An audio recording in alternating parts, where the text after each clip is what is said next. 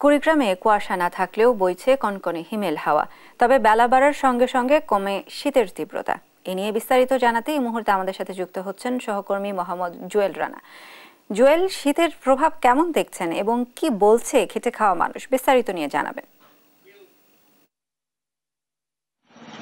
আপনি যেমনটি বলছিলেন, গত এক মাস ধরে কিন্তু কুড়িগ্রামে 10 থেকে 13 ডিগ্রি সেলসিয়াসে উঠানামা করছে এখানকার তাপমাত্রা। আজ কিন্তু জেলার সর্বনিম্ন তাপমাত্রা রেকর্ড করা হয়েছে 10.8 ডিগ্রি সেলসিয়াস।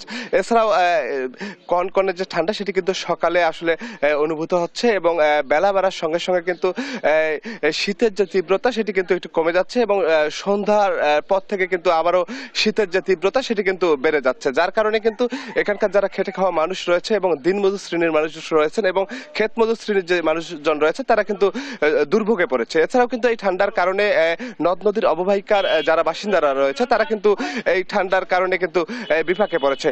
এই মুহূর্তে আমার সঙ্গে একজন রয়েছে দিনমজুর মানুষ। আমি যদি একটু কথা বলতে চাই যে আসলে কেমন দেখছেন ঠান্ডা, কাজকর্ম করতে পারছেন? কাজ করতে আসছি, ঠান্ডাতে আমি হাত পা ঠুসতে না কাটতে করেছি। আর মনে করেন কামি না করলে এখন পেলেও বাসে না।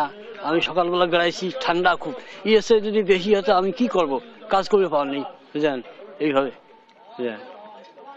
আপনাকে আরেকটু জানিয়ে রাখি, ঠান্ডার কারণে কিন্তু কুড়িগ্রাম যে জেনারেল হাসপাতাল রয়েছে সেটি কিন্তু সেই হাসপাতালে কিন্তু শীতজনিত যে রোগে আক্রান্ত রোগীর সংখ্যা সেটি কিন্তু বৃদ্ধি পাচ্ছে। এছাড়াও কিন্তু জেলা প্রশাসন শীত নিবারণের জন্য জেলার 9 উপজেলায় কিন্তু শীত বস্ত্র হিসেবে যে কম্বল সেটি কিন্তু বিতরণ করছে। তবে সরকারিভাবে শীত বস্ত্র বিতরণ করলেও কিন্তু আমরা প্রতি বছর যে দেখি যে বেসরকারিভাবে যে বিভিন্ন সামাজিক সংগঠনগুলো রয়েছে তারা কিন্তু যে শীত বস্ত্র বিতরণ করে তেমনটি কিন্তু এবার চোখে পড়ছে না। আর আবহাওয়া অফিসের ভারপ্রাপ্ত কর্মকর্তা সুবল চন্দ্র সরকার, ওনার সঙ্গে আমি কথা বলছি। উনি বলছেন যে এ মাসে আরো 1 থেকে 2 ডিগ্রি তাপমাত্রা কমা বাড়ার মধ্যেই থাকবে এবং আগামী মাসের শুরুতেই কিন্তু শৈত্য প্রবাহের সম্ভাবনার কথা বলছে আবহাওয়া অফিস। শাহানা, এই ছিল শীতের সর্বশেষ পরিস্থিতি। ধন্যবাদ জুয়েল। কুড়িগ্রাম থেকে শীতের প্রভাবের বিস্তারিত নিয়ে জানাচ্ছিলেন আমাদের সহকর্মী জুয়েল রানা।